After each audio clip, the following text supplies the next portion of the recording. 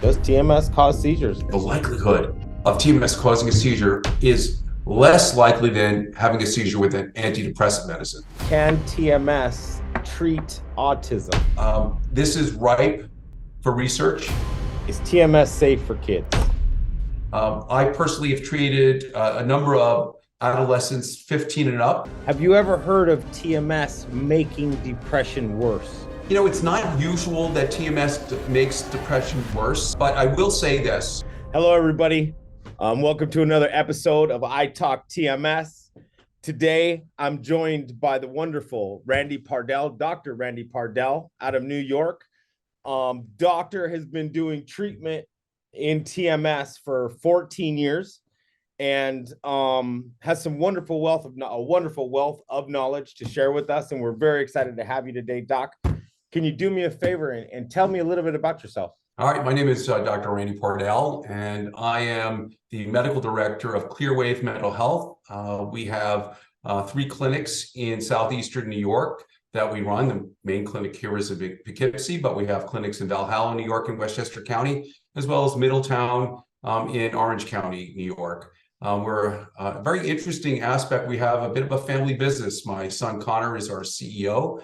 And he's actually leaving his Silicon Valley job to join us.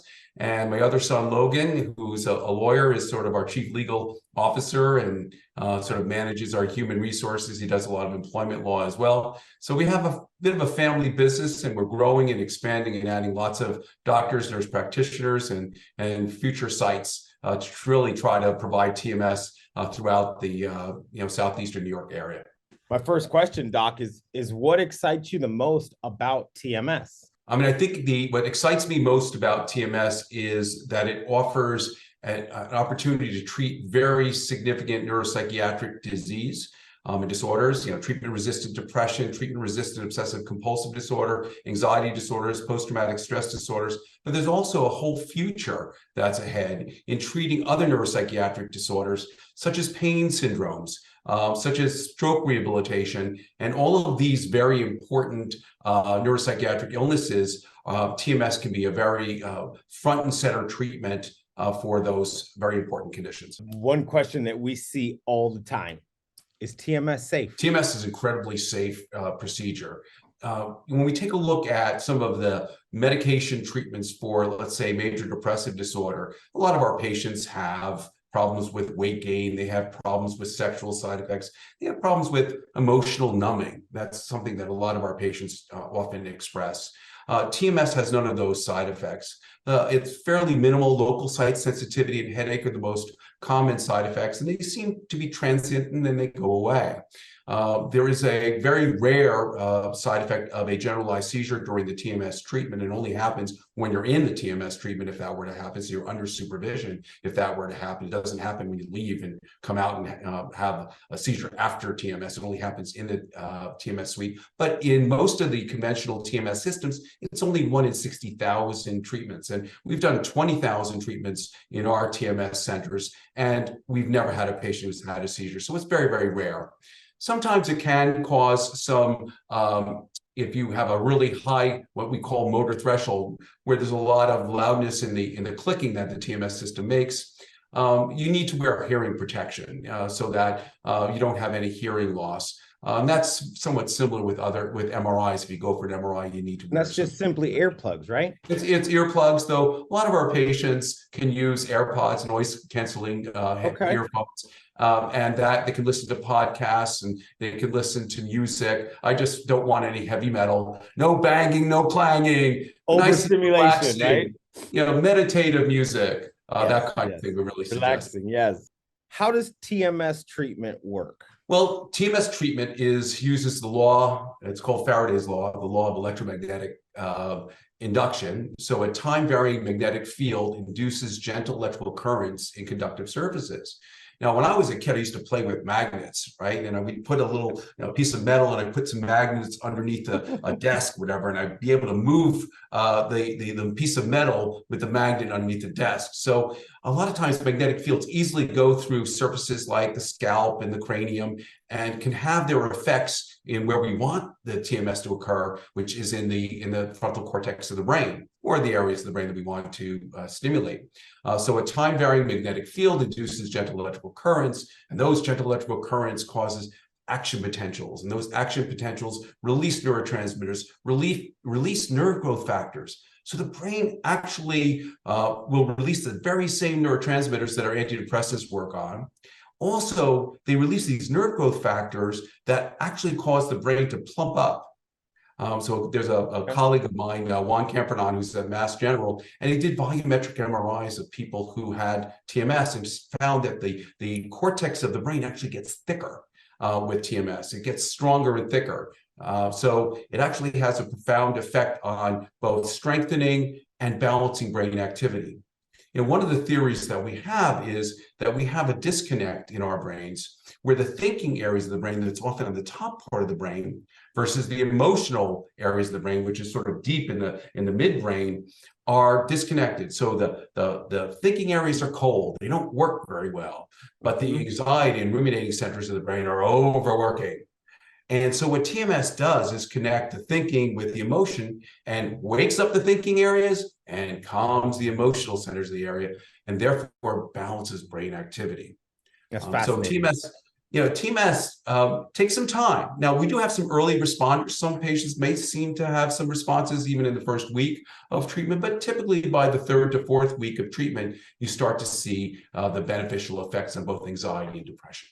Are the effects of TMS permanent? So it's very interesting. I often tell my patients that, we've had some patients who we've treated. And in fact, one of the patients that we treated a couple of years ago, she was actually one of our testimonials that we have on our website. And we reach out to our patients. We reach out to them at 1 month, 3 months, 6 months, a year, 2 years. She was 2 years out. And she's still doing well. And she just had a baby, and she was so thrilled about, having a pregnancy. And she really felt that TMS made a significant improvement in her life. Now, when we take a look at TMS, sometimes I often say, depression is kind of like a well with a hole in it. You fill it up, but then, sometimes life events, stresses happen, our genetics, we can't, deny. And sometimes you feel like you fall back into depression. But the wonderful aspect, if you are a TMS responder, 90% of the time, TMS will work again. So we say, hey, TMS may very well be your friend for the rest of your life. And what's great about it is that it has very minimal side effects. So you can just come back and get your TMS. And our patients love to come back, and they reach out to us and enjoy coming back to our TMS program. Well, that actually leads right into the next question, which is, how long do the effects of TMS last? What we're finding is with our patients, and we're checking our patients very regularly, that at the end of the year, about 70% of our patients are still doing well. A third of the patients, you find that they kind of start to lose the effect, but we reach out to them, and the insurance companies are now approving another treatment course if you fall back but had responded to TMS again. And so, as we say, 90% of the time you come back and TMS works again. In fact, one of the patients that we just finished up, and that's the other aspect about it, is that, I've been doing TMS for such a long time. I've been a faculty member of the Pulses course, which is the international course that the Clinical TMS Society provides. And Clinical TMS Society is the International Society of TMS Prescribers. So I've learned from my colleagues around the world. And so I bring these protocols that I've learned to my practice, and we're seeing even more and more patients getting better. So this one patient who did okay, got into complete remission the second time he came around for treatment, and was so thrilled with his response. So thrilled that he actually made an individualized card with an interesting as a woodpecker in the TMS chair, and even a little magnet that went with the magnetic coil. It was really cool, and all of our technicians were so thrilled to get it. That's incredible. Do people need a full session of TMS on round 2? So the original clinical trials were 30 acute sessions and 6 taper sessions. So the insurance companies typically will always approve 36. treatments. Now, often when you come back for the second trial, you may not need as many. A lot of the studies on continuation treatment found that you might need maybe 14 to 16 treatments to get well. A lot of times what we then do if you've had a relapse within a year is we'll kind of bank those out a little bit longer, and we'll give some what we call continuation treatment to help keep people well. Have you ever heard that TMS doesn't work? Oh, sure. I mean, we see in our treatment center, about 80% of patients are going to have a positive response to TMS, but that's going to leave 20% of patients who aren't going to respond. And, sometimes TMS, and maybe it's not going to respond because we need to learn more about TMS. I call it the paradigm space initiative. Just like we had a space initiative, we can have a paradigm space initiative. So TMS is a platform technology. So there's a lot of things that you can change about it. You can change the location where you're going to give TMS. You can change the frequency that you're going to give TMS. You can change the number of pulses. You can change the intensity that you're going to give TMS. And so all of those factors can be altered. Plus, there's a big push right now about doing functional connectivity studies, where you do functional MRI scans and sort of localize the areas that maybe you can get more patients better. It still needs to be researched further and to see whether it's going to come out that will further enough that we should be doing it for all of our patients. But there may be, as we develop a greater understanding about how we give TMS, that we get that 80% to 90% or higher. Okay. Even with that, Kyle, some patients don't get better. So that's when we will refer patients to other treatments like ECT or ketamine, or maybe even the future of psychedelics could potentially help patients if TMS doesn't. Well, are there any common factors surrounding that 20%, right? Any consistent things that we're seeing in that 20%? Yes. Number one, you got to show up to TMS. You got to show up. Some of our patients will say, "Well, it's such a big obligation. I have to come 5 days a week, for 6 weeks," and so they start to come off of coming on a regular basis. And I find if you don't come on a regular basis, that would impact upon how well TMS is going to work. Now, we have done studies where we compare 3 days a week. We've even done this in our practice, but others have done this, where 3 days a week versus 5, and they both work. 3 versus 5 both work. I've seen that. It may take longer for the 3-day-a-week to work versus the 5 days a week, but they still have, they're both effective. But if you 2 weeks, 3 weeks, 4 weeks don't come back, you're not going to do as well.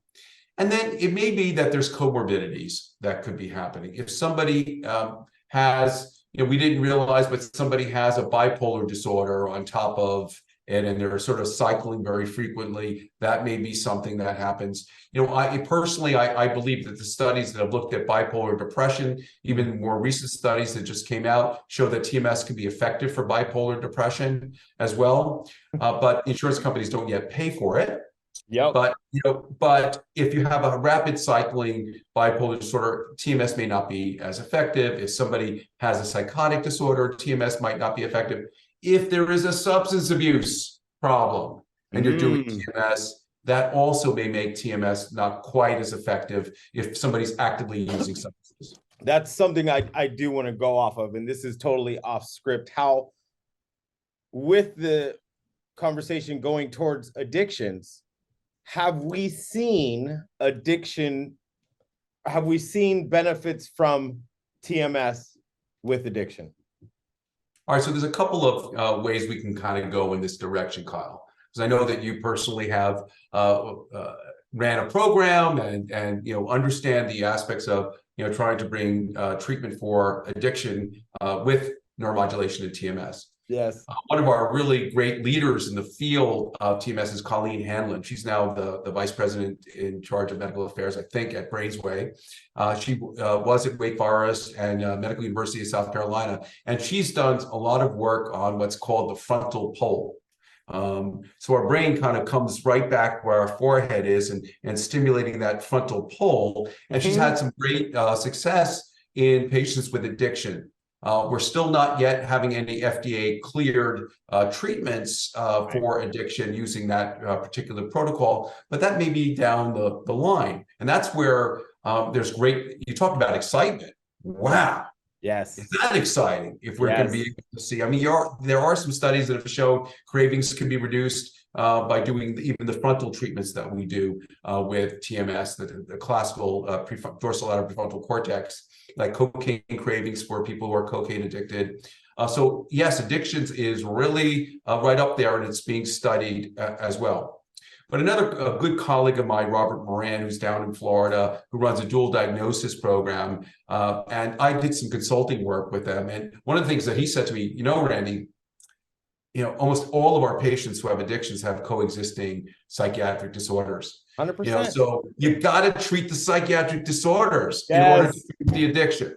Yes. And so that's why we have to also, if somebody's got OCD and has addiction, and somebody's got depression and addiction, we got to treat that as well. But that leads me right into my next question, is how effective is TMS for treating depression? So one of the things that I am going to be doing is I am going to be lecturing on the insurance part of TMS, and I've delved into the literature on efficacy of TMS. Okay. And the work by Linda Carpenter and her group, Voigt and Carpenter, did a study that said even after one failed trial, just one failed trial, TMS is the most cost-effective treatment. Yes. After one failed trial, looking at going through the medication merry-go-round, multiple medication trials that don't work, the medical comorbidities that happen when people are both depressed and have medical illnesses. TMS is the most cost-effective treatment after one failed trial. And so I'm going to phase shift just a little bit. Go ahead. Where to go into this is that I formed a foundation for the advancement of clinical TMS, and we kind of get into this a little bit further. But we have a patient and advocacy group committee of the Foundation for the Advancement of Clinical TMS, and what they said at their first meeting was, we want to make TMS as well known as Prozac. Yes. And so what we really want to do is to make it the most, effective treatment. Yes, I understand. We might want to say, look, if it just takes you 10 cents to take a Lexapro pill, all right, yes, you maybe need to do it. But if that doesn't work, all your doctors, everyone should be saying, hey, TMS is the next treatment for our patients. It's amazing to me how many doctors still don't know what TMS is. I mean, that is something that I feel, as the president of the Foundation for the Advancement of Clinical TMS, we want to increase awareness. We want doctors around the world to know that TMS and neuromodulation has come of age. Yes. And that it is an effective and safe treatment. And rather than going through multiple medications, which cause metabolic syndromes and weight gain and high cholesterol and high sugar levels, that you should be so on and so on and so on. Right. Channeling your patients to TMS. Mm-hmm. Instead of, and the other interesting piece is, the more failed trials that people have with their medicines, the more depressed they get, the more hopeless they get, the more they don't want to follow through even with standard mental health or medical care. So we have to nip in the bud, get them started towards TMS earlier. Have you ever heard of TMS making depression worse? It's not usual that TMS makes depression worse. It's not, but I will say this, and this is where, because I know that there are blogs and people talk about this on the Facebook and other things. If TMS is my last hope, and you're one of the 20% of people who TMS may not work for, you're going to get really hopeless about it and maybe feel like, and maybe blame TMS for that. Now, I look at it in a certain way. I really try to manage expectations with my patient. I say that this is a highly effective treatment. 80% of our patients respond to TMS. 46% of patients get into complete remission of symptoms. So that's really a great number.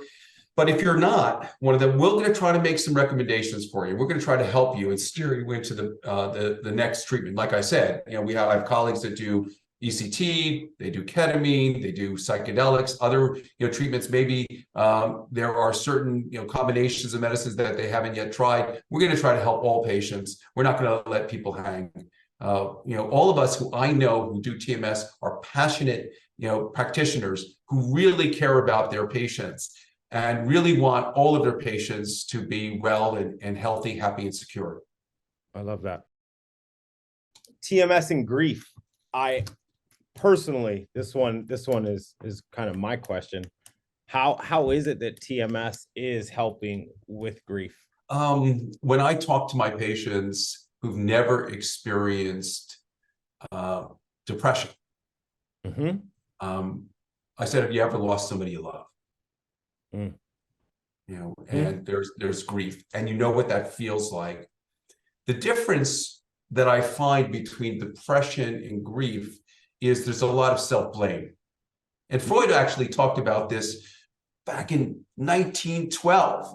He wrote this seminal paper on mourning and melancholia, where he talked about depression is anger turns inward. If you have complicated grief and mixed feelings towards the person that you love, you feel guilty about it, and you feel a lot of self-recrimination. And that self-recrimination can be internalized. And when it's internalized, you can get depressed. Now, back in 2013, the American Psychiatric Association took away the bereavement exclusion for major depressive disorder. So if you meet the criteria for major depressive disorder, which is a 2-week period of time of down, depressed, sad mood with sleep disturbance, appetite disturbance, difficulty concentrating, difficulty making decisions, memory difficulties, a low self-esteem, guilt feelings, and suicidal ideation, if it's caused by grief, you're still depressed. Yes. And if you're still depressed, TMS will work. Yes. Now, so that's how TMS can really be effective, even in a grieving process. Now, I would say if somebody's only 2 weeks into their grieving process, I'm not going to say, oh yeah, go do TMS, because sometimes you have to go through your normal period of grief. But if it's 2 months, 3 months, 4 months later, and you're still depressed and mourning and grief-stricken, TMS will work and will be effective for you. Thank you for that. Thank you for that. Okay, a lighter question for us here. Sure. TMS and dental implants. Not a problem. Titanium, it's not a problem. They're not going to heat up. They're not going to cause all of a sudden all your bridge work to fly across the room. Nothing like that. So it's fine with titanium, any of the implants that you have. Any implants above the neck? Well, the interesting thing is most times we're seeing that everything is titanium and they're not ferromagnetic. And so usually we kind of take a look at, below the nose, anything in the neck is usually fine and not a problem. However, let's say I happen to have a skull fracture or I had surgery, and right here, where we normally give it, there's a plate. Okay. I would be doing TMS right over that area. But there are other areas where you can go. You can do right-sided low frequency treatment on the right side, and there's ways of giving it for depression or anxiety, so we can work around it. But if somebody's got bullet fragments, aneurysm clips or coils, cochlear implants, they're in and around the head, we're going to be a concern. Vagal nerve stimulation, it doesn't appear to be any problem with vagal nerve stimulation. If you have a defibrillator, something like that, as long as you don't put the coil right over where the power or the software is, you'll be fine. Okay. TMS and anxiety. TMS helping with anxiety. So there's another wonderful educator in the field of TMS and psychiatry. His name is Jonathan Downer, and he's in Toronto. And he gave a wonderful lecture at the Clinical TMS Society meetings that you were at. I was. TMS Society meetings. And he talked about the 4 F's of the fight or flight syndrome. And he talked about that if we are out on the savannah and a tiger starts loping around and towards us, the first thing that we do is freeze, right? That's the first F, is we freeze. Don't look at me. Maybe you will avoid me, right? Yeah. That's what happens often when a deer in headlights, when somebody's very frightened and very anxious, you freeze. But then the tiger's loping towards you.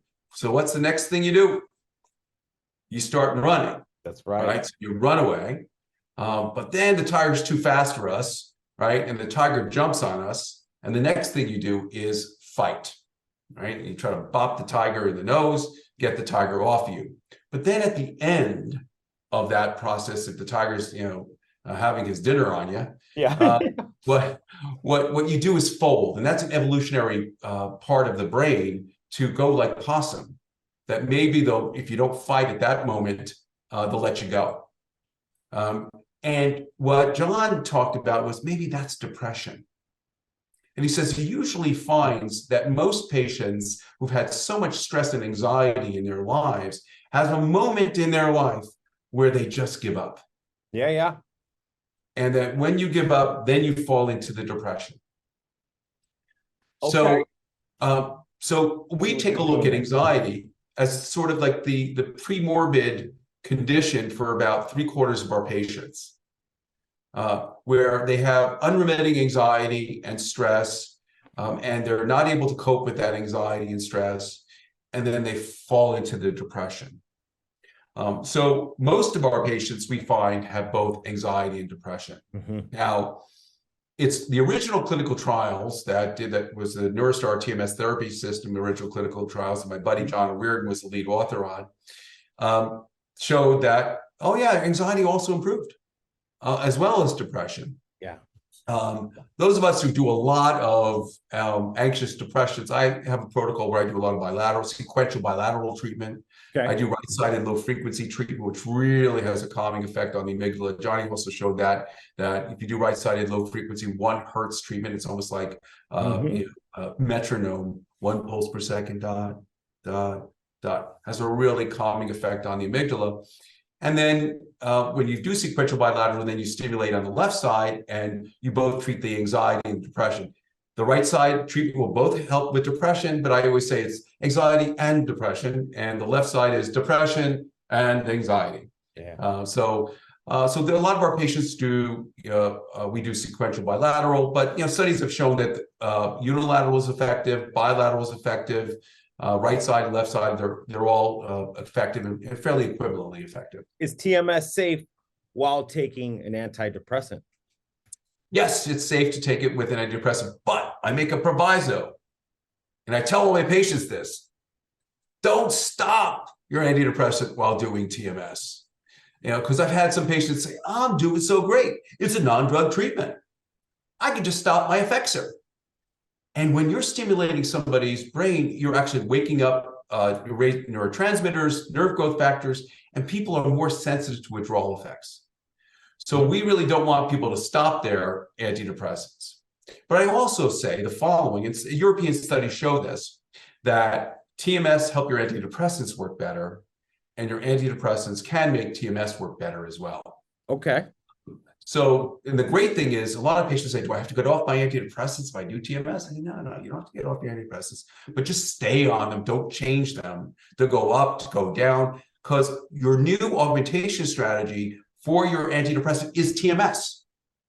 So please tell your doctor, we talk to their doctors, don't change your medicines. Don't add medicines while you're doing TMS, because TMS is the extra treatment that we're doing. Well, that's my next question. And what about reducing your meds during TMS? The only way that I would reduce medication, if it's like, I'm falling asleep on my medicine. Yes. I have bad side effects. All right, I'm going to say you could do it then. You could reduce your medicine, but don't go completely off it. But in general, if I hear this all the time, Kyle, it's like, I really like to get off my medicines. I really like to get off my medicines, right? And they're on the medicines during TMS. I said, wait a month or two after TMS. It sort of solidifies its effect, and then gradually and slowly taper your medicines. Under the supervision of your doctor. 100%. 100%. Or your nurse practitioner. is there benefits or disadvantages to either way? Somebody wants to come off of their medications, and that's why they're doing TMS. You're saying there's a benefit to wait until after TMS, and an advantage to wait until after TMS, right? It's advantage to wait till after TMS. There's a couple of stories that have happened. Some of my patients in anticipation of TMS said, look, these medications don't work. So I went off of them. Yeah. And then they started TMS. So fine. That one often. Yeah, fine. You went off the medicine, we're going to give you TMS. But we don't want, while we're doing TMS, to you weaning off your medications. Got you. Either before or after, but not during. The big one, probably the most commonly asked question online, does TMS cause seizures? I know you touched a little bit about it earlier, but I want to really hone in on it. That's from what I see and when I'm talking to people, that is the biggest concern. Before I did TMS, that was my concern. Does TMS cause seizures? Am I going to be okay going through this process? So again, the likelihood of TMS causing a seizure is less likely than having a seizure with an antidepressant medicine. Antidepressant medicines, if you take a look at the package inserts for Prozac and Cymbalta and all of them, will have a record of seizures, usually 1 in 1,000 or 3 in 1,000, right? So put those numbers in your mind, 1 in 1,000, 3 in 1,000. TMS is 1 in 60,000 treatments. So if we take a look at that, it's 60 times less likely to have a seizure with TMS than taking your antidepressant medication. And if you take your antidepressant medication, it can happen anywhere. It can happen in the car. It can happen when you're driving, walking, anywhere. So in that sense, TMS has a really good safety profile. Now, I'm going to make a distinction between, there's two major different types of systems of TMS. There is the figure of 8 coil, which is about 1 in 60,000, and that's about 7 out of the 8 systems. And then you have the Brainsway Hesed coils. Yes. They're about 1 in 7,000 treatments. Okay. Whereas the figure 8 coils, 1 in 60,000 treatments. Now, so some of the theories about the Brainsway H coils are that they're a bit deeper. Deep TMS, the way that it works, they may have a little bit higher rate of seizure, but still it's 1 in 7,000, not 1 in 1,000. Yeah. So they're at 7-fold more likely to have a seizure with an antidepressant medicine than with a Brainsway H1 coil. Are there any common factors around TMS causing that seizure? Is it preventable with proper medical treatment, a proper assessment being done prior to doing TMS? Is there something that a doctor should be looking for? Something absolutely. So there's when we do our assessments, we specifically ask about history of seizures, history of head trauma, history about metal in and around the head, all the concussions, all of that kind of thing. Certainly brain injuries make you more likely to have a seizure. Prior history of seizure is also more likely to have a seizure. Now, I want to make a statement that I think it's 50% of people sometime in their life will have a seizure, but that doesn't mean you have epilepsy. Epilepsy is persistent seizures that happen either of cause or no known cause.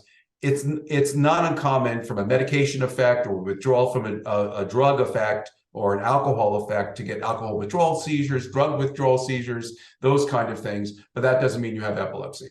So that we make a distinction about seizures versus epilepsy. Thank you for that. Now, so we first want to ask about history of seizures, history of epilepsy, history of head trauma, or history of recent head trauma or stroke.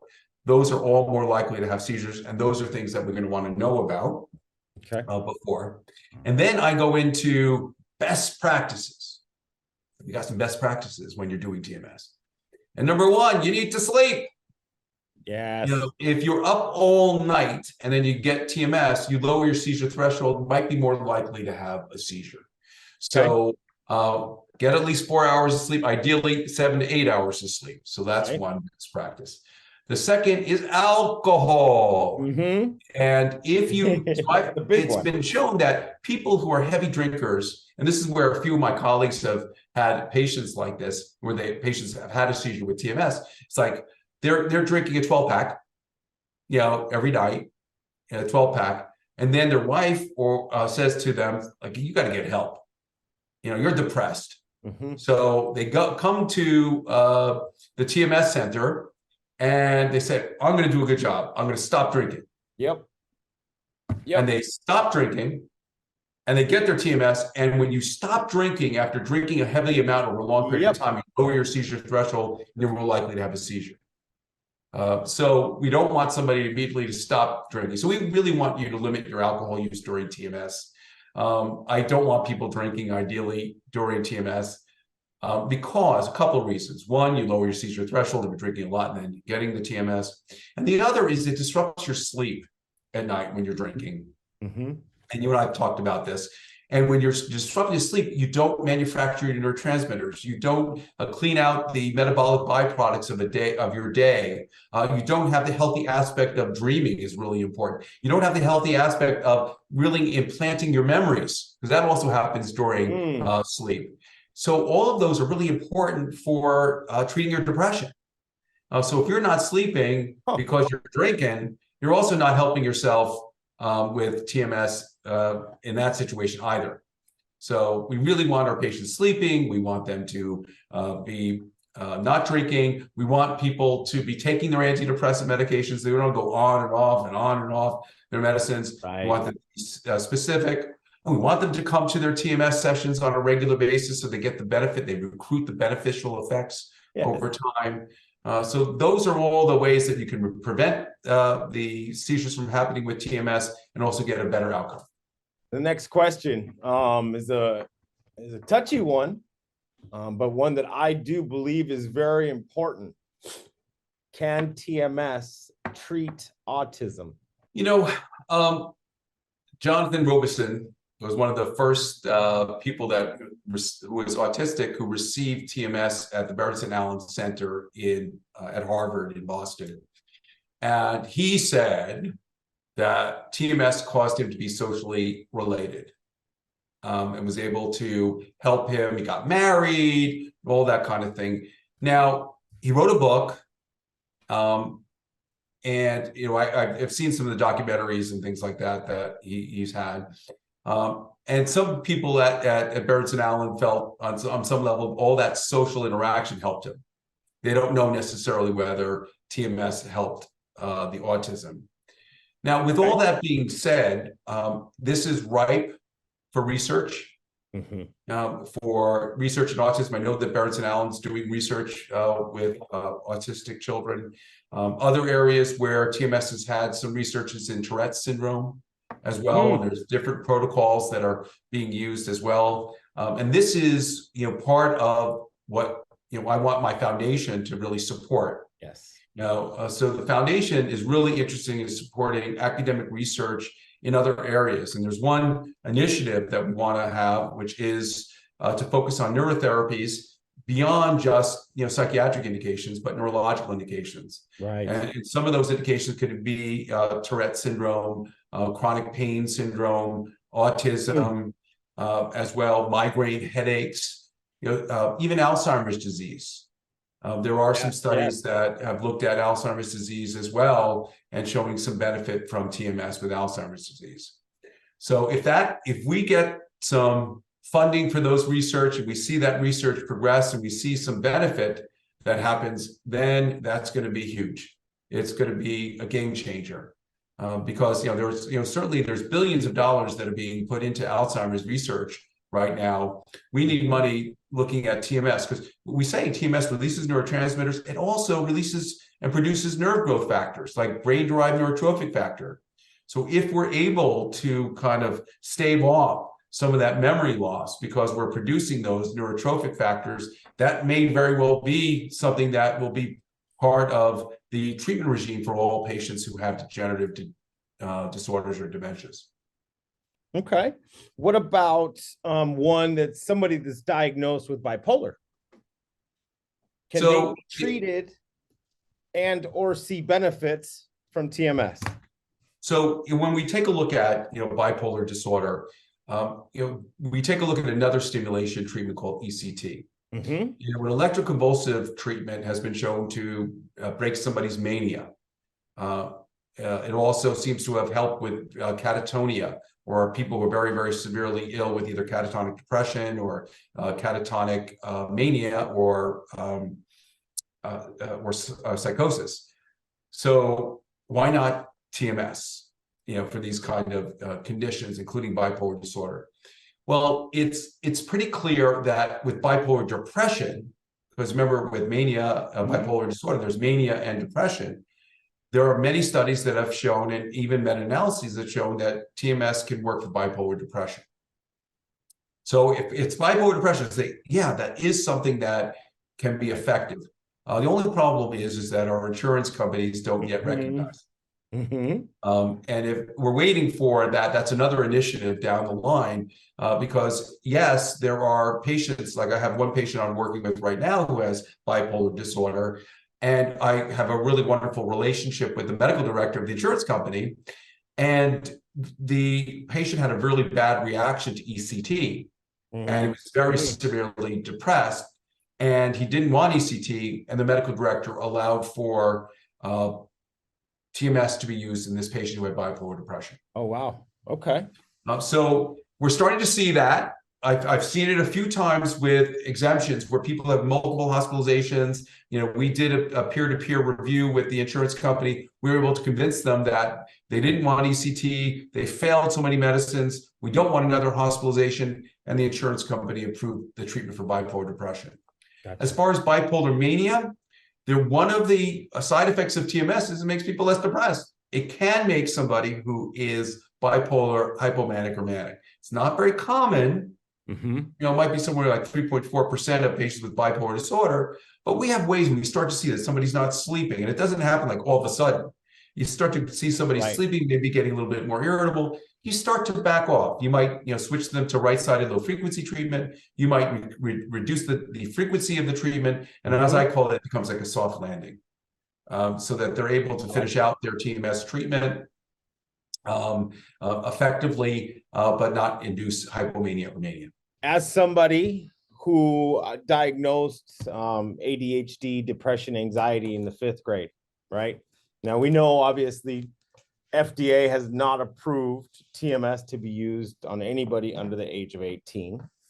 In your opinion, is TMS safe for kids?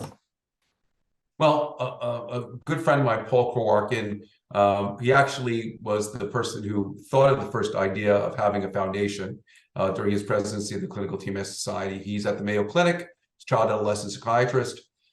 He did a study that was sponsored by Neuronetics that looked at treating adolescents who were depressed in a placebo-controlled or sham-controlled study. And what's really interesting about it was that somewhere about 42% of patients really responded to TMS alone. Okay. The problem was 36% of the sham responded as well. So they couldn't show the huge difference, but the numbers were very similar to what you were seeing in some of the clinical trials. That response, just that adolescents have a very high placebo response. A lot of attention is given to the adolescents, a lot of focus. And sometimes that attention and focus can be therapeutic in and of itself. But what came out of that was it was incredibly safe. Nobody had a seizure, nobody had any major, huge problems. So it can effectively be given in adolescents. I personally have treated a number of adolescents 15 and up with TMS, and they did beautifully with TMS. And a lot of times what happened, and the insurance companies paid for it. Why? Because the next step was ECT, and the families didn't want ECT. So we presented this, what about TMS? We have safety data. We've seen it be effective. And so the insurance companies actually agreed to pay for it. Oh, wow. That's amazing. I've actually never heard of that. I commend you for that. That's awesome. I mean, that's where we do a lot of advocacy with the insurance company. Sometimes it works, sometimes it doesn't. It was like one patient was 17, and in 2 months they were turning 18. So they said, all right, we're going to let this go.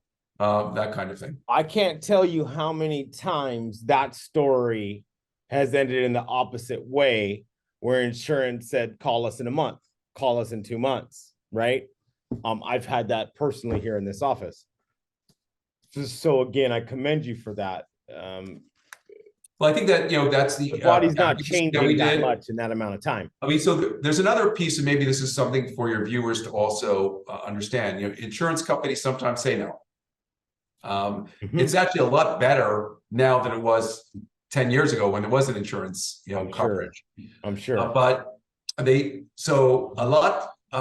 what happens is that if you're a peer reviewer, if they originally go to a peer reviewer, and so I speak to the peer reviewer and say, sorry, it doesn't meet the criteria, there is the potential for another internal review.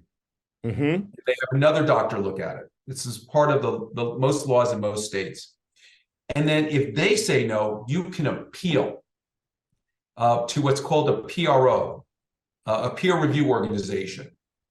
And these are doctors who will look at the case that you present, and also will look at letters from patients, letters from their treating their psychiatrists or primary care doctor, and will take it all into consideration.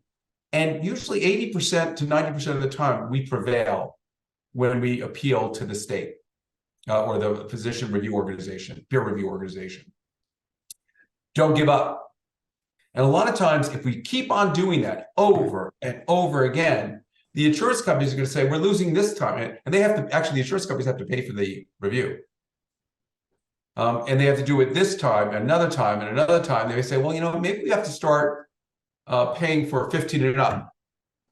You know what's funny, doctor, is I mean, you're such an intelligent man that you didn't read any of these questions prior to this interview, but every time you have been ahead of the next question.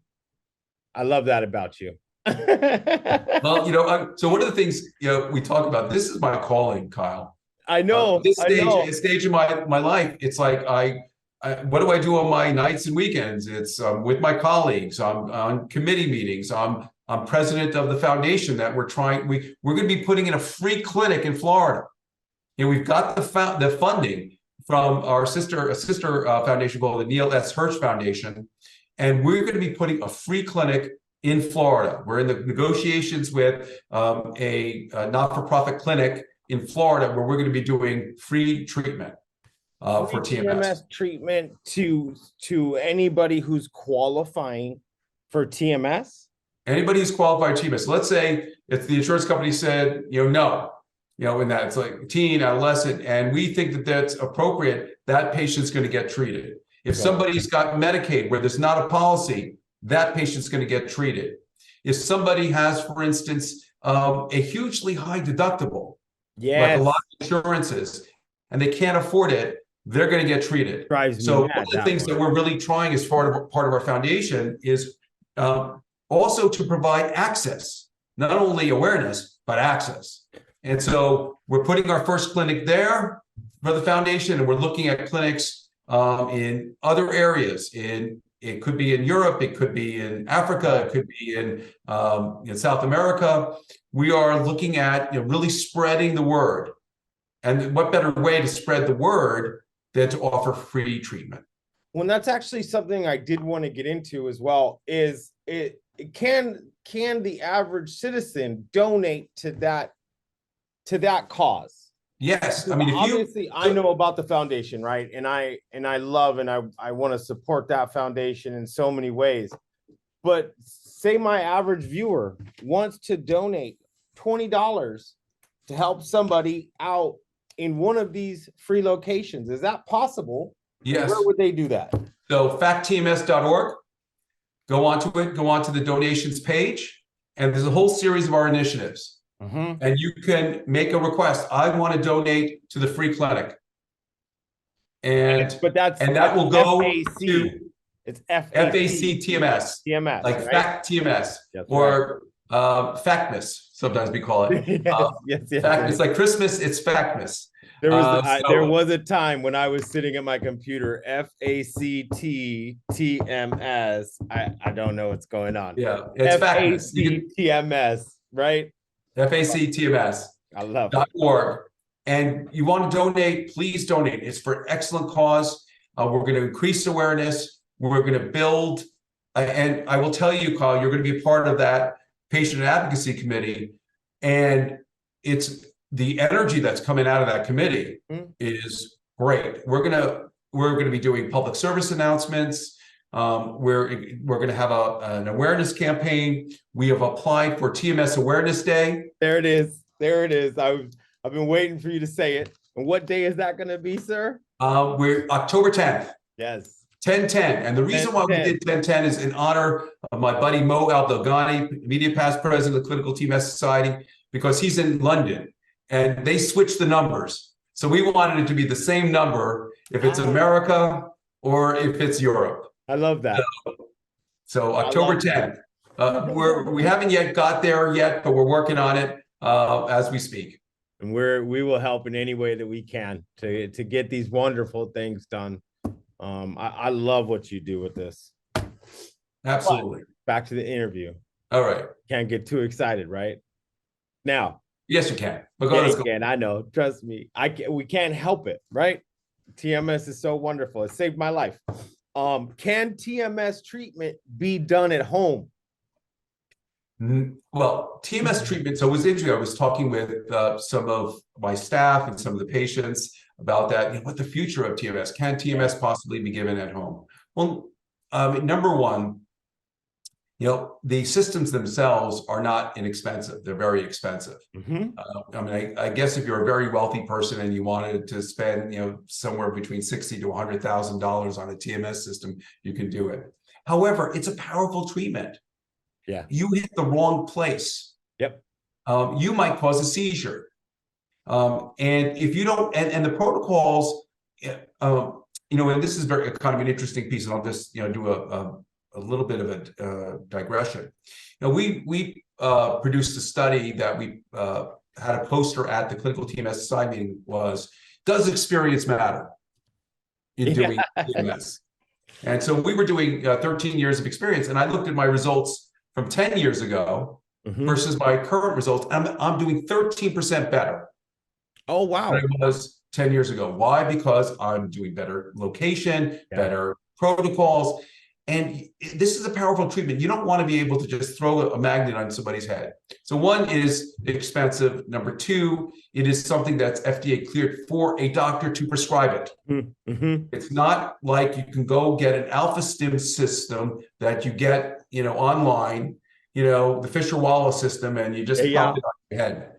And I'll tell you, in general, the Fisher-Wallace systems, they may have some effect, a bit of anxiety and sleep, but I haven't seen, most of my patients have used it. It doesn't help, hit their depression, right? Like the TMS does. Okay, wonderful. And I know we've touched on this, but again, I'd like to hone. To me, this is the biggest problem that I see as a consumer trying to get TMS, right? I myself sought out TMS. I don't have the kind of money to $10,000 to pay to receive this treatment. Is it covered by insurance?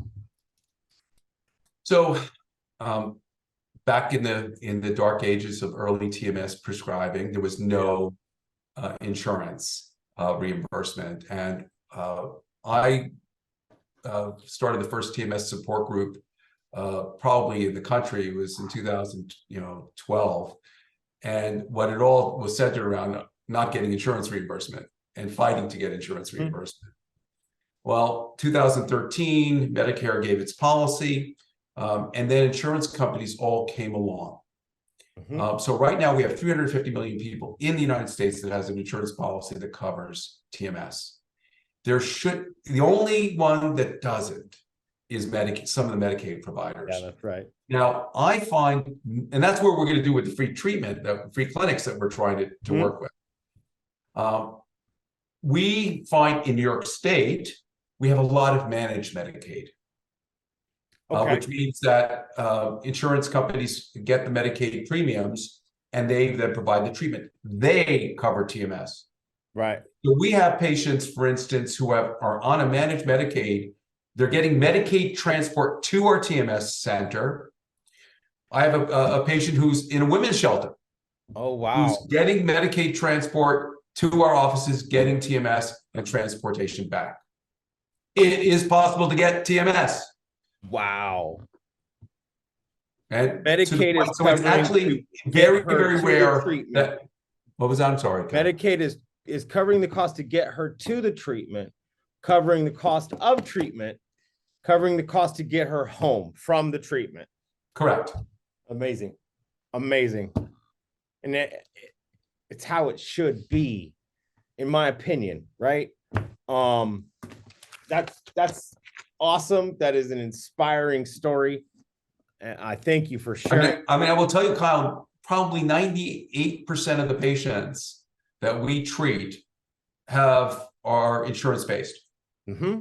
And we're probably one of the busiest, TMS practices in the region. Okay. We're treating probably 40 to 50 patients a day, at our centers. So, and they're all mostly insurance patients. Mm-hmm. Okay. What are the requirements for somebody to utilize their insurance to receive TMS? So every insurer has their policy, and it's somewhere between 2 to 4 failed trials. Many require an evidence-based psychotherapy as well, though a couple like Aetna just recently got off that. Yeah. They kicked it off. But 2 to 4 failed trials, usually 2 different classes of antidepressants have to be part of that 2 to 4, or an augmentation strategy that's added. So it's usually 2 to 4 failed trials. Interestingly, Medicare in their policy requires 2 failed trials of 2 different medicines and psychotherapy too. Right. Now, the one nice thing about Medicare is that Medicare doesn't require prior authorization. So you can bring your patients right in. However, Medicare has audits. Yes. And when they audit you, as they should, because they have to make sure that everybody receives treatment, because there's no phantom treatments. Everybody's received treatments and that they meet the criteria. So that's the other side about the Medicare piece. Is it advised for somebody to continue other types of therapies while receiving TMS therapy? So Donce did this article of doing cognitive behavioral therapy while doing TMS. This is in the Netherlands, and found that there was an additional 10% improvement in remission rates. They got 66% of the patients into remission, whereas 56% without the psychotherapy. So most times we're seeing that coexisting psychotherapy is fine. Now, where I find it really important is if somebody's chronically depressed and their personality has been focused on, the depression that they have, and all of a sudden they're not depressed. A lot of times they don't know what to do with that. Like, I feel like I want to socialize with people, but I haven't socialized with people in 20 years. Yes. And, how do I do this? And how do I date? And, how do I be assertive? And so a lot of times having psychotherapy in that way sort of help you manage that change in your emotional well-being, you're getting better, can be very effective and helpful. Now, sometimes I have had patients who want to do trauma work. Okay. They want to do EMDR, they want to do trauma. I probably feel that I want to wait till after TMS to delve into the trauma work, because there is that a small percentage of patients can get more emotional reactivity early in the treatment, in the first week or 2 of treatment. We sometimes call it a dip. Sometimes it's an emotional reactivity. They may be a bit more irritable, a bit more anxious during that 1 to 2 weeks. It's when neuroplasticity is happening. We call it like a growing pain, that happens. Okay. And so if somebody's doing trauma work and then they're getting the TMS, they may be more reactive than they might normally be. So I would say in that situation, if you're doing trauma work, wait till after TMS to do the trauma work. But cognitive behavioral therapy, absolutely. Interpersonal therapy, absolutely. Massage, I mean, some of the other treatments you want to, that's fine too. Yes. You just mentioned the dip, which is something I don't know why I haven't put in my questions yet, but I do think that that's an important topic. Can you explain the dip? So what I'm going to state is probably not based upon anything that has been actually from basic science seen, but if you can imagine that TMS will give a time-varying magnetic field, inducing electrical currents, causing action potentials. Nerve cells start to release neurotransmitters and nerve growth factors. Those nerve growth factors go into the cell, the nuclei of neurons. And in that nuclei of neurons, it sends messages out to the dendrites to sprout new synapses or connections. Now, those initial new synapses and connections are unstable first. They're not, they don't have the scaffolding fully formed to be strong, and the receptors put in strong. So in that process of that scaffolding being developed, sometimes people might have emotional, I would say, reactivity or a dip that might happen at that point. Now, a second piece, which we make it as a parallel, sometimes you see that with antidepressants as well. That, somewhere early on, patients may be a bit more moody, more irritable early on, but that may then predict a later response. So it may be something that's coexisting with the changing brain, as the brain is growing and making its connections, both with, TMS and maybe other treatments, that you can have that experience. Is there like a standard time? I've heard a lot of people state week 2, week 3, I experience a dip. Is this common? Is there like an expected someone should be looking for the dip, right? I mean, it's earlier rather than later. So we often see by the 3rd to 4th week, we see benefit for standard treatment. It's usually week 1 to 2 that we see the dip. Now, with that being said, I really want to say that in our practice, we see most of our patients having a positive response with their anxiety first. Their anxiety gets better first, and then the depression follows the anxiety. And some of those patients who have anxiety first and depression never have a dip at all. So majority of patients don't have a dip. Majority of patients, we have early responders, we have mid responders, we have late responders. The early responders had, a couple of patients I was talking to this week. For first 5 treatments, they're better. They're feeling better. Yeah. The mid responders are 2 or 3 weeks. And then we have late responders. People at 30, people even 1 month afterwards. Yes. Come back. And I said, why is that happening? It's like putting a seed in the ground. We put some fertilizer. We put the water and the sun. And so you don't get a plant right away. Right. And sometimes it takes time for that plant to sprout and develop. One of my favorite clients, literally her last treatment came up and said, Kyle, TMS worked. And the entire time, the whole way through, she's telling me how it's not working, and she doesn't think it's going to work. She's scared it's not going to work, but she continued to come. She came every day, was on time, and she did her treatments. The very last session, Kyle, TMS worked. I feel amazing.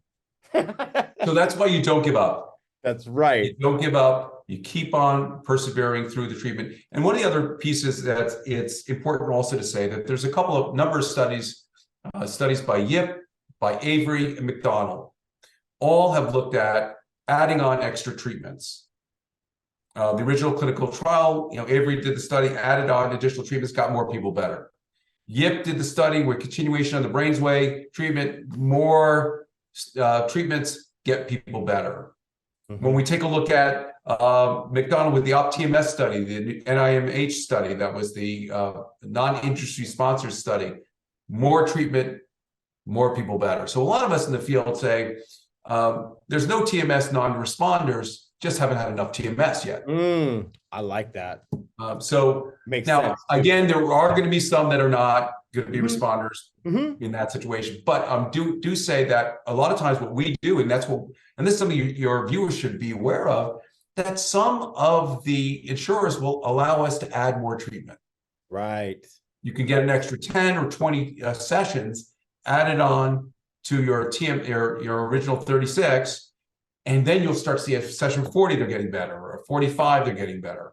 Right. And so I think that that's something that all TMS providers should also try to do for their patients. Well, and that's constant communication with the patient, right?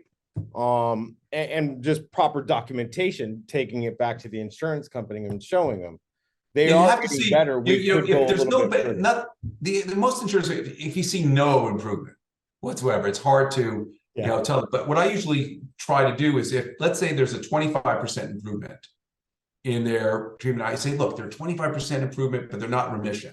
And all the studies have shown that if you're in remission, you're much less likely to have a relapse. So please give me some more sessions. I want this patient completely well. And we've been able to persevere and get those extra treatments approved. I got you. Okay. Not every insurer does that. So it's like, no, 36, that's it. That's it. We're not going to do any more. But many do. Many people, why are they doing that, Kyle? They recognize it saves money in the long run. Exactly. And we all know that at the end of the day, that's what it is for them. And so it's on us to just continue to show that, right?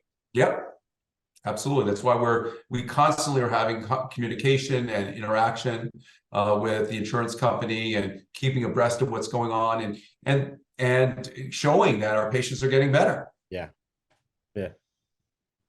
All right, the big one, like seriously, one of the most commonly typed in questions: who does TMS near me? How does one identify, right, on Google, what is a decent, good treatment center? What should somebody be looking for when you're just searching online? So the Clinical TMS Society, so clinicaltmssociety.org, has a physician finder. So you go on there, put in your zip code, and you're going to get people who are members of the Clinical TMS Society and put their practices on. Usually, the people who are part of our society are people who get extra education, do workaround rounds, go to our annual meeting, really try to keep up with the changes in the field. So that's where I would direct your viewers to go. clinicaltmssociety.org, physician finder. On that site, we have a patient and family portion. Click on that. It has all the data about what is TMS, what are the different systems that are available. We have a little vignette about the difference between, it's a doodle between ECT and TMS that you can watch. So we're really trying to make that site. So I have the foundation, but also the Clinical TMS Society. So I'm in both, as it were. So I have leadership in both of those. And so that's where I'm going to recommend your viewers to go to. So, doctor, really important. A lot of people are looking at this accelerated TMS, getting it done faster. How fast can TMS be done? I don't want to come for 8 weeks, 6 weeks, whatever that protocol may be. We have heard of the same protocols. Can you give me, number one, information on what Saint protocol is, and then we'll get into it a little bit more from there? Sure. It's very exciting. The work that Nolan Williams and Ellie Cole are doing is very exciting. It's a new way of doing TMS. SAINT stands for Stanford Accelerated Intelligent Neuromodulation Therapy. And what they do is something that's unusual. First, it's more treatment and more frequent treatment. So what they do is they do intermittent theta burst stimulation, which is one of the FDA cleared treatments. And instead of doing 600 pulses, which typically was the original FDA approved number of pulses, they do 1,800 pulses, which is a 10-minute protocol, and they do 10 of them in a day. Yeah. So it'll be a 10-minute protocol, and then they rest for 50 minutes. Okay. Do another 10-minute protocol and rest for 50 minutes. Do another 10-minute protocol and rest until you've done 10 a day. And then you do that for 5 days a week. Okay. So in essence, that is 50 treatments. But if you look at it, it's really like 150 treatments. Right. Compared to the 3-minute, 600 pulse protocol that got the original FDA clearance for intermittent theta burst. So it's a lot of treatment and it's a lot of pulses. But what was really exciting about this was they were having close to 80% remission rates. Okay. Now, one of the things that was found at a month out, they lost some of that response and remission rates. The remission rates kind of went down to about 46%, and response rates about 2/3. Response is 50% reduction of the scales that they were using. Okay. So it was great that we got all that, all those people, or Dr. Williams and Dr. Cole got all those people well. We don't know necessarily whether it's going to hold. Yes. How well it's going to hold over the weeks and months later. Now, not only did they do the frequency was increased and the number of pulses was increased, they did some other things. They did functional scanning with a functional MRI. And what they did was they did a pinpointing of the area which had what's called the most negative correlation, what's called anticorrelation, between what was cold in the thinking part of the brain, the dorsolateral frontal cortex, which is what was hot in the anterior cingulate cortex. And they chose that spot. And they did it with neuronavigation. And they also had a special way that they adjusted their TMS system so that it gave a 90% motor threshold power in that location. Okay. So there was many different changes that occurred. So after that, there was a company called Magnus Medical, that is doing the current studies and have put forward to the FDA for approval, and they got the approval last summer. However, there are no systems out yet that you can purchase for this, just to let you know. And most insurers don't cover it. Nope. Actually, all insurers don't cover it. Yeah. So you have to pay out of pocket for that whole amount of treatment, which could be, tens of thousands of dollars, if you wanted to do that, treatment. Just not to interrupt you, but so the treatment is simply 1 week. It's a 1-week treatment, a highly intensive. It's a 10-hour treatment. So it's 10 hours a day. Right. 5 days. So where Magnus Med is going is looking to put it in inpatient, at least initially, so that they would be able to get all the staff, have the observation, and be able to do it, and may potentially take over for what ECT is doing. That if you have a suicidally fascinating and exciting, there could be a ton there, but it's just something time will tell, right? Yeah, it's too early right now to say that. Do you need all the bells and whistles? Do you need that neuronavigation? Do you need that functional scanning? Do you need that level of frequency? Is it just the frequency that you need? So there are a lot of people around the world that are doing accelerated treatments that aren't synced. Okay. There are modifications of what sync do. They may do scalp measurements to locate exactly where to do the treatment, but they'll do the same frequency, but maybe they'll do 10 a day, maybe they only do 5 a day. Well, that's the other one I've heard, right? The 5 a day for 2 weeks instead of the 1 week. What you're saying is that's not synced, It's just a variation of it. It's Right? a variation of an accelerated protocol. Got you. Okay. So now there are studies that have looked at using scalp locations and 5 a day for a week that showed it was effective. Okay. Andy Kozel, his group in Florida, did that work. But again, it is too early, and we don't know necessarily whether it holds. Right. And one of the things that we know about ECT is it's fast, it's furious, but it's highly short term. That it usually causes, people have recurrences and often need maintenance in order to maintain the wellness. We don't know necessarily whether the fast and furious of the same protocol is going to lead to persistent effects over time. Right. I mean, those of us who do a lot of longer term TMS see good durability, see our patients, 70% of our patients still doing well at the end of the year. Right. We don't know if that the fast and furious is going to work as well, or whether maybe the way it's going to eventually roll out is, let's do the fast and furious and then add some maintenance afterwards to keep people well. That may be another way of doing this, but again, it's very early. We're sort of in the adolescence of TMS. Yes. We're just starting to learn about this, and that's also what I'm trying to do with the foundation: increase academic rigor in the field of TMS. Let's get more studies. Let's fund more studies so that we can answer those very important questions. That's actually interesting. Doing the fast and the furious, and then maybe in the taper, giving them 2 weeks of 1 a day. What is that going to do? Again, something time will tell, and just learning, right, and studying and coming back with the facts and the knowledge and going from there. But at the end of the day, you're helping people out.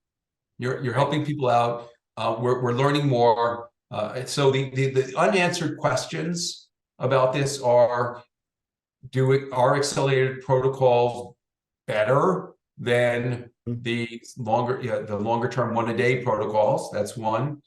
Number two, what the duration is of the effect, and is it shorter duration or not? Do you need to do functional scanning on patients, meaning doing MRI scans and looking at the exact locations? Or as my good friend, colleague, Tony Barker, who's a friend of mine who invented TMS, said that TMS is much more broad spectrum. It's wider. It's not focal. So do you really need to do all that focused neuronavigation and scanning or not? Is it a pinpoint or is it a shotgun blast? Right. Do you know the answer to that one? Or do you have an opinion on that one? I think that my opinion about this is that it is broad spectrum. I think that we have to see whether, and there really hasn't been a lot of head-to-head of let's do the neuronavigation versus the non-neuronavigation and see which works better. I think some of the studies that have looked at just doing what's termed the 5 centimeter rule versus neuronavigation showed that the neuronavigation worked better than the 5 centimeter rule. However, when we're teaching at the Clinical TMS Society in our Pulses course is a modified BMF3 method that was shown to be very similar to neuronavigation, so without the money, having the cost of a MRI and all the navigation equipment. So the jury's still out on that. So if you're not doing neuronavigation right now, you're still doing the standard of care. At the end of the day, what I'm hearing, Doc, is you need money for your foundation so that you can look at all these wonderful things and advance TMS.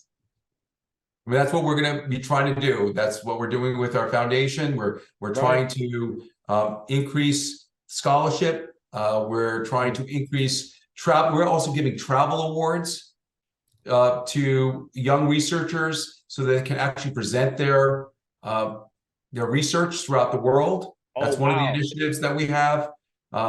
We're also, there's a journal of the Clinical TMS Society that's going to be starting. Okay. And we want that journal to be open source. And so one of the other initiatives would be for us to fund the open source so that anybody could pick out the articles without having to pay a subscription fee. Yeah. So that's another initiative that we're really trying to do. So we have Bob Sammons, who's a good friend of mine. He has, unfortunately, acute myelogenous leukemia, and we named a scholarship in his honor. He's been very involved with the Clinical TMS Society and our foundation, and we want to fund clinical research in psychiatry with his fund. So if you want to say, hey, I want to learn about OCD, I want to learn about anxiety disorders, post-traumatic stress disorder, let's fund some research in that. That would be the Bob Sammons Fund. Okay. That you could donate towards. So these are all great works that we're really trying to do, and we have the leaders in the field of TMS are part of the foundation. Like Mark George, who's the father of clinical TMS, is a member of our board, and he's on the clinic expansion committee, really wanting to put these clinics, these free clinics, all over the world. And so if you want to say, hey, TMS really benefited me, I want to donate to this, go on to facttms.org. There it is. And donate to whatever initiative you feel speaks to your heart. If you guys found the information in this video helpful, do yourself a favor. Click on this video right here. Seriously, click on this video. Click on this video.